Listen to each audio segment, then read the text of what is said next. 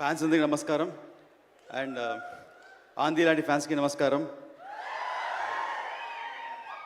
ఈ టైటిల్ హరిహర వీరమల్లు, ఈ టైటిల్ పెట్టింది డైరెక్టర్ క్రిష్ గారు. ఆయనకి చాలా థ్యాంక్స్ చెప్పాలని కొట్టుకుంటున్నాను. అండ్ ఈ సినిమాలో బాబీ డియోల్ ఔరంగజేబ్ రోల్ పోర్ట్రేట్ చేస్తున్నారు. ఔరంగజేబ్ రోల్ అంటే very powerful Mughal king. And అతను ఇండియా మొత్తం కాంకర్ చేశారు. ఫ్రమ్ ఇండియా అంటే ఇప్పుడు ఉండే ఇండియా కాదు, అటు ఆఫ్ఘనిస్తాన్ నుంచి శ్రీలంక దాకా అంత పెద్ద పవర్ఫుల్ రూలర్. అంత పెద్ద రూలర్కి నిద్ర పట్టేది కాదు, ఒకే ఒక వ్యక్తిని చూస్తే నిద్ర పట్టేది కాదు. అది ఎవరంటే మన ఛత్రపతి శివాజీ. ఆయన ఉన్నంత వరకు నిద్ర పట్టేది కాదు. ఎప్పుడెప్పుడు అతను ఎలా అటాక్ చేస్తే భయంతో ఉండేవాడు. ఆయన ఒక ఫీవర్ వల్ల 1680లో చనిపోయారు. ఈ కథ హరిహర వీరమల్లు 1684లో స్టార్ట్ అవుతుంది.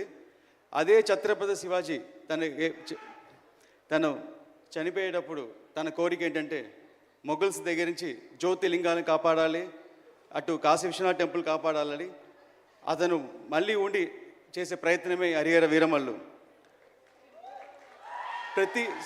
ప్రతి సెంచురీకి ఒక ఛత్రపతి శివాజీ పుడతారు.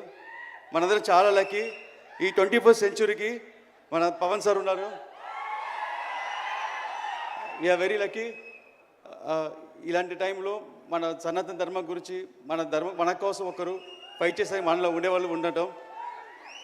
అండ్ ఈ స్క్రిప్ట్ని ఎలా అనుకుని రాశానో, సార్ ఒక మంచి ఫైట్ తీస్తున్నారు ఈ సినిమాలో, ఒక 18 minutes ఫైట్. ఆ ఫైట్ అంశం చూస్తే రియల్గా బ్యాటిల్ ఫర్ ధర్మం మీకు కనిపిస్తుంది. దాని ఒక ఇన్స్పిరేషన్తో మొత్తం ఒక స్క్రిప్ట్ ఒక షేప్ మారింది. So thank you sir. And first ఆ ఫైట్ ఎడిట్ చేసి నేను డైరెక్టర్ త్రివిక్రమ్ గారికి చూపించాను. నేను చూపించగానే సారు ఒకసారి ఫీల్ అయ్యి నాకు చూడగానే కంట్లో నీళ్ళు వచ్చిందని చెప్పి అప్రిషియేట్ చేశారు. చాలా థ్యాంక్స్ సార్.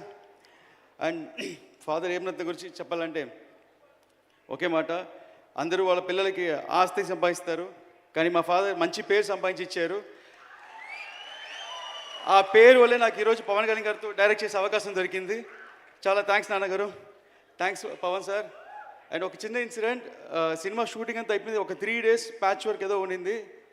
ఆ టైంలో సార్ ఒకసారి నన్ను పిలిచి ఇలా సినిమా చూడాలన్నారు. నేను ఒక సినిమా చూపించాను. ఒక 2 days నాకు కమ్యూనికేషన్ లేదు. సండే ఈవినింగు నాకు నెక్స్ట్ ఏం జరగబోతుంది, సార్ ఎలా ఫీల్ అయ్యారు ఏం తెలియలేదు, ఎలా ప్లాన్ చేయాలని తెలియలేదు. ఒక చిన్న లో ఫీలింగ్లో ఉన్నాను. అది ఆ ఫీలింగ్ వచ్చిన టైం ఏంటో తెలియదు. సడన్గా నాకు త్రివిక్రమ్ సార్ నుంచి కాల్ వచ్చింది. వచ్చి నువ్వు ఫ్రీగా ఉన్నావని అన్నారు. సార్ ఎస్ సార్ అన్నాను. ఒకే మాట, ఇప్పుడే పవన్ సార్ ఇంట్లో నుంచి బయటికి వస్తున్నారు, నీ గురించి 2 hours చెప్పారు అన్నారు. చెప్పగానే అప్పుడు ఒక మాట, ఒక టెక్నీషియన్కి ఎంత సంపాదించి డబ్బులు ఇచ్చినా సరిపోదు, వాళ్ళకి కాంప్లిమెంట్ ఇస్తే ఇష్టం, నేను 2 hours కాంప్లిమెంట్ చేశారన్నారు. అవి నాకు తెలియని సంతోషం, కానీ నా కంట్లో టీఎస్ కారుతుంది. సో ఎవ్రీ సీన్ నేను సార్తో చేసేటప్పుడు సార్ దగ్గర ఒక గుడ్ అనిపించుకోవాలి, వెరీ గుడ్ అనిపించుకోవాలని చేస్తాను నేను. సో థ్యాంక్స్ సార్, మూవీ చాలా బాగా చేశాను సార్. And thank you so much sir for giving this opportunity. And మీ ఫ్యాన్స్ మేము అందరూ ఈ సినిమా చూసి గర్వపడతాం. Thank you so much.